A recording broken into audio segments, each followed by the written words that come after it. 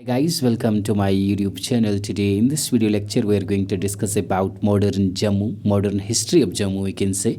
So in the last lecture we discussed about the medieval history of Jammu, in which we discussed about the Dev dynasty of Jammu, and among which the notable ruler was Ranjit Dev. In the last lecture we discussed about that, and about Ranjit Dev we have a small point to discuss. We will first discuss that, after that we will start this video. So Ranjit देव की बात करें, हमने उसका जो time period पढ़ा था, लेकिन एक बात हमने नहीं पढ़ाई थी इसमें, ये जो नीचे यहाँ पे पॉइंट दिया हुआ कि रंजीत देव जब तख्त पे बैठ जाते हैं तो वो जो डेट है उसका, वो वेरियस स्कॉलर्स इसमें वेरियस स्कॉलर्स के बीच में जो वो जिन्होंने मेंशन किया है इसके बारे में, वो वैरी करता है 1719 टू 1742। तो कुछ इवेंट्स भी इसके राइन के हैं, तो वो भी अनसर्टन ही हैं। तो ये जो डेट ऑफ जब ये असेंड करते हैं थ्रोन को, ये थोड़ा कंट्रोवर्शियल है। एग्जैक्ट डेट पता नहीं है, लेकिन 1719 एंड 1742 के दरमियान ही इन्होंने तख्त संभाला था यहाँ जम्मू का। तो ये आपको याद रखना है। तो ये एक पार्ट हमने नहीं बोला था पिछले वीडियो में। तो चलिए आज के इस वीडियो को स्टार्ट करते हैं, जो हमें आज पढ़ना है मॉडर्न जम्मू। तो मॉडर्न जम्मू की बात करें तो रंजीत सिंह जो कि सिख एम्पायर को हेड करते थे, तो जम्मू इसका पार्ट बनता है 1808 में, सिख एम्पायर का पार्ट बनता है जिसको हेड करते हैं महाराजा रंजीत सिंह।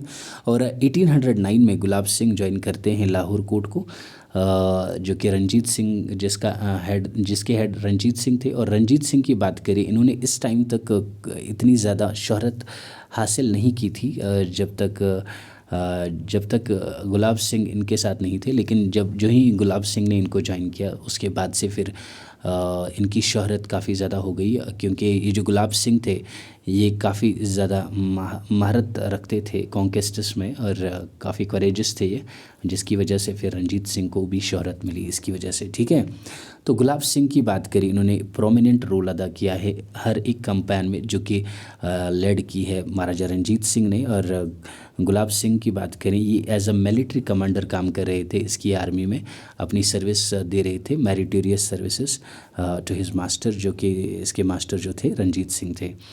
तो बात करें इसके बाद आगे बढ़ते हैं कि जब इन्होंने जालंधर को सीज में लिया था, अपने कब्ज़े में लिया था, उसके बाद से फिर इन्होंने गुलाब सिंह ने अपने आप को डिस्टिंग्विश किया, अलग किया, अलहदा किया, और एज एन अवार्ड इसको फिर एडिशनल जागीर दी गई चौहाना की और रामगढ़ की। तो चौहाना एंड रामगढ़ की एडिशनल जागीर दी गई इसको। और he was also empowered, 200 soldiers इसको दे दिए गए, और जो कि इसके अंडर काम करने वाले थे अब। और ये फर्स्ट फोर्स थी जो कि गुलाब सिंह को एज अ मास्टर जिन्होंने एक्सेप्ट किया, और अब ये इनके अंडर काम करने वाले थे ये 200 सोल्जर्स। तो इसके बाद गुलाब सिंह की बात करें, इन्होंने कॉन्कर किया रियासी को 1815 सीई में रंजीत सिंह के लिए, और रंजीत सिंह ने इसको अवार्ड के रूप में दे दिया रियासी एज ए जागीर। इन्होंने रियासी को एज ए जागीर अवार्ड दिया मियान दीवान सिंह को। लेकिन रिलेशंस की बात करें, मियान दीवान सिंह और गुलाब सिंह के बीच में अच्छे रिलेशंस नहीं थे, जिसकी वजह से गुलाब सिंह इस चीज़ को डिसलाइक करते हैं, क्योंकि वो नहीं चाहते थे ये इसको दे, क्योंकि वो मियाँ दीवान सिंह को एज ए एनिमी कंसिडर कर रहे थे। तो दीवान सिंह की बात करें, जब वो प्लान्स में थे तो गुलाब सिंह ने इस टेरिटरी को फिर से अपने कब्ज़े में ले लिया, और वहाँ पे एक वज़ीर बिठाया जिसका नाम था जोरावर कहलोरिया, और इसका वज़ीर बना दिया इसने इसको। और गुलाब सिंह की बात करें, इन्होंने हेल्प की है रंजीत सिंह को in campaigns against the tribe of Yusuf. तो यूसुफ के अगेंस्ट इन्होंने इसको हेल्प की है जब इनके बीच में वार्स चल रहे थे इन 1819 सीई में। तो यूसुफ शाह का ने पढ़ा ही है, तो उसके अगेंस्ट इन्होंने इसकी हेल्प की थी गुलाब सिंह ने, और जिसकी वजह से फिर रंजीत सिंह ने एक्वायर किया फिर पेशावर को। तो पेशावर को उन्होंने फिर एक्वायर किया और गुलाब सिंह ने उसमें काफ़ी ज़्यादा इम्पोर्टेंट रोल अदा किया है। और इसी सेम ईयर में फिर सिख फोर्सेस को अगर खान के अगेंस्ट भेज दिया गया। और रेबिलियस राजा ऑफ रजौरी थे वो आगर खान। तो अगर हम बात करें सिख फोर्सेस जो कि इनके अगेंस्ट भेजा गया था, तो उसके जो कमांडर थे वो भी गुलाब सिंह ही थे और गुलाब सिंह को कमांडर बना दिया गया था उस फोर्स का। ठीक है, तो आगे बढ़ते हैं, बात करते हैं अब बैटल ऑफ गोमत की। बैटल ऑफ गोमत जो कि जम्मू में हुई थी 1808 CE में। तो 1808 CE में बैटल ऑफ गोमत हुई है, ये डेट आपको याद रखना है।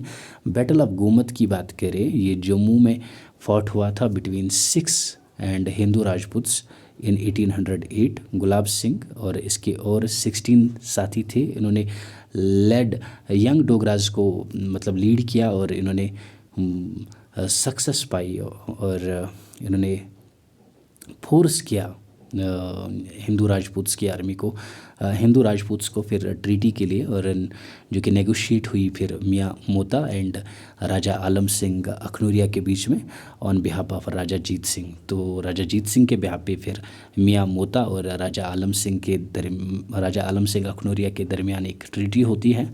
और इम्प्रेस्ड मतलब ये इम्प्रेस हुए थे इसकी करेज से, इसकी ब्रेवरी से और इसकी स्वार्ड्समैनशिप पे से। गुलाब सिंह की जो करेज थी, इसकी जो महारत थी तलवारबाजी में, तो काफ़ी ज़्यादा थी। और भाई हुकाम सिंह चिमी एंड सरदार निहार सिंह अतारीवाला इनका नाम था, अटारीवाला द इनवीडिंग सिख चीफ।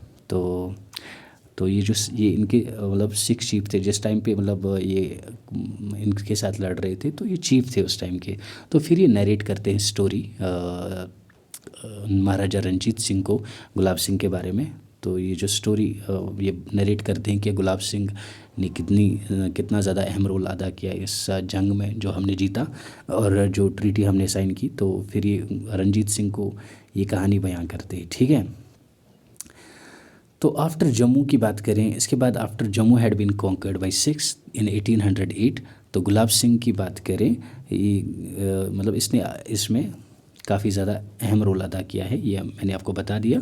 तो it became Jagir of Prince खरक सिंह। तो फिर जम्मू जो है बैटल ऑफ गोमत के बाद प्रिंस खरक सिंह की जागीर बन गई, जो कि सन थे महाराजा रंजीत सिंह के सन प्रिंस खरक सिंह थे। तो उसकी जागीर बन गई फिर ये जम्मू। ठीक है, तो मियाँ मोता की बात करें, द एडमिनिस्ट्रेटर ऑफ जम्मू, ये एडमिनिस्ट्रेटर थे उस टाइम के जम्मू के and grand uncle of Gulab Singh थे, ये ग्रैंड अंकल थे ये इसके।